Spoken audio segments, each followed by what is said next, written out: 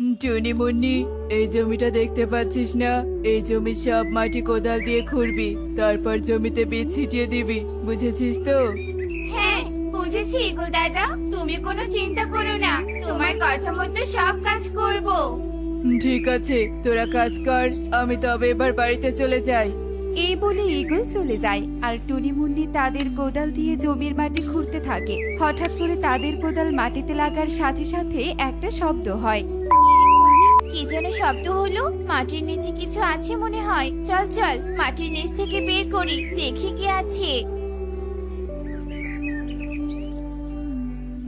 ও বাবা গো বাবা, কি বড় লোহার সিন্ধুক! ওরে টুনি, নিশ্চয়ই সিন্ধুকের মধ্যে অনেক গুপ্তধন আছে। এর মধ্যে গুপ্তধন পেলে আমরা অনেক বড় লোক হয়ে যাব।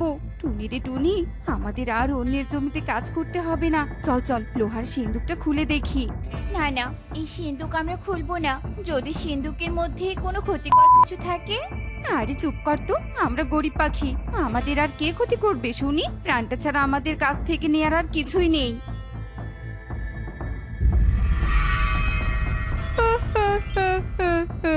আমি মুক্তি পেয়েছি, মুক্তি পেয়েছি। 100 বছর পর আমি মুক্তি পেয়েছি। ওরে বাবা রে, সিন্ধুক থেকে গুপ্তধন নয়, এ তো একটা দৈত্য বেরিয়ে এলো। বাঁচাও, আমাদের কেউ বাঁচাও, এই দৈত্য আমাদের খেয়ে ফেলবে। বাঁচাও। ভয় পাস না তোরা, ভয় পাস না, আমি তোদের কিচ্ছু করব না। তোরা আমাকে মুক্তি দিয়েছিস, এই সিন্ধুক থেকে আমি মুক্তি পেয়েছি। আমাকে মুক্তি দেওয়ার জন্য আমি তোদের বড় উপহার দিব। উপহার? কে উপহার? কে দিতে চাও দৈত্য আমাদের? শোন, তোদের দুজনকে আমি দুটো ভুট্টা বাড়ি দিব। একটা সোনার দানাযুক্ত ভুট্টা বাড়ি আর একটা সাধারণ দানাযুক্ত ভুট্টা বাড়ি। যে আগে যেই ভুট্টা বাড়ি চাইবে আমি তাকে সে ভুট্টার বাড়ি দিব। আমি সোনার দানা যুক্ত ভুট্টার বাড়ি চাই। আমি আগে বলেছি, আমি আগে বলেছি। আমি তাহলে সাধারণ দানাযুক্ত ভুট্টার বাড়ি নিব। ঠিক আছে, তোরা যে যে ভুট্টার বাড়ি চেয়েছিস সেরকম ভুট্টার বাড়ি তোদের আমি দিব। বাড়িতে গেলেই দেখতে পারবি। কিন্তু একটা কথা, তোরা দুই ভুট্টার বাড়ির দানাই ব্যবহার করতে পারবি। সোনার দানাযুক্ত ভুট্টার বাড়ির দানা একবারই ব্যবহার করা যাবে, কিন্তু সাধারণ ভুট্টার দানা ব্যবহার করলেও সেখানে নতুন দানার সৃষ্টি হবে। যা, এবার তোরা বাড়ি যা। এই বলে দৈত্য সেখান থেকে অদৃশ্য হয়ে যায় আর টুনি মুন্নি তাদের বাড়িতে চলে আসে। বাড়িতে এসে টুনি মুন্নি দৈত্যের কথা মতো তাদের পুরাতন বাড়ির পরিবর্তে নতুন দুটো ভুট্টার বাড়ি দেখতে পায়। কি মজা, কি মজা, আমার সোনার দানাযুক্ত বাড়ি। টুনি রে টুনি, ভাগ্যিস তোর আগে আমি এই ভুট্টার বাড়ি চেয়েছি। আমি তো তোর থেকে বড় লোক হয়ে গেলাম। এই বলে মুন্নি তার সোনার দানাযুক্ত ভুট্টার বাড়িতে চলে যায়। অল্পতে আমি যা পেয়েছি আমি তাতেই সন্তুষ্ট। আমি এক্ষুনি আমার ঘরের কোনো ভুট্টার দানা ব্যয় করব না। যখন আমার চলার আর কোনো উপায় থাকবে না তখন ব্যয় করব। আমার সোনার দানার ভুট্টা ঘরে এবার আমি রানীর মতো থাকবো। ইচ্ছে মতো সোনার ভুট্টা দানা খরচ করে সব শখ আহ্লাদ পূরণ করব।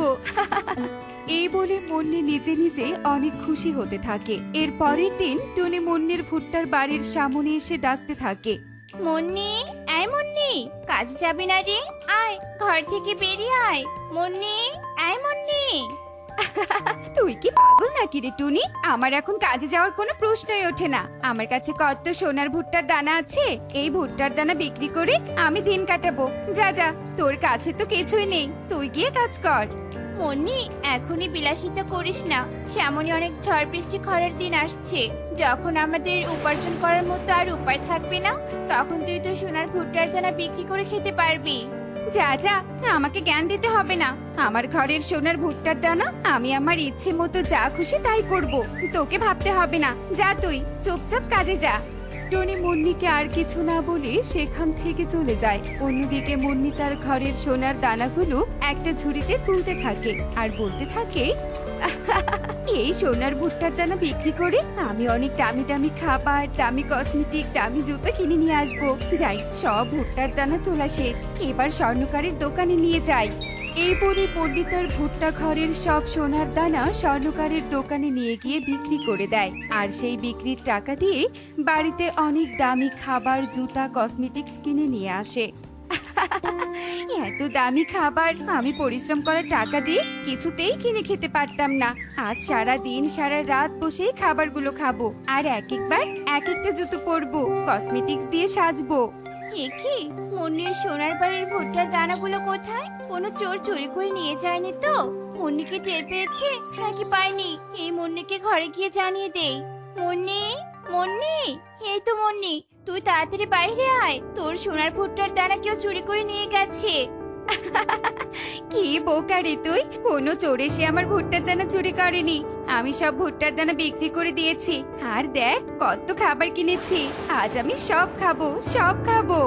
এভাবে তুই সব সোনার ভুট্টার দানা শেষ করে ফেললি? বিপদের জন্য আর কিছুই রাখলি না? এটা কিন্তু ঠিক করিসনি। বিপদের জন্য কিছু সঞ্চয় করে রাখা উচিত ছিল। উফ, একটু ভালো মন্দ খেতে বসেছি, আবার জ্ঞান দিতে এসেছে। এই যা তো এখান থেকে, আমাকে বিরক্ত করিস না, খবরদার আমার বাড়িতে আসবি না আর। আচ্ছা ঠিক আছে, আমি আর আসবো না। যাক, বেশি কথা বলা টুনিটা চলে গেছে, কিন্তু আমি তো এত খাবার খেতে পারছি না। কি করি এবার?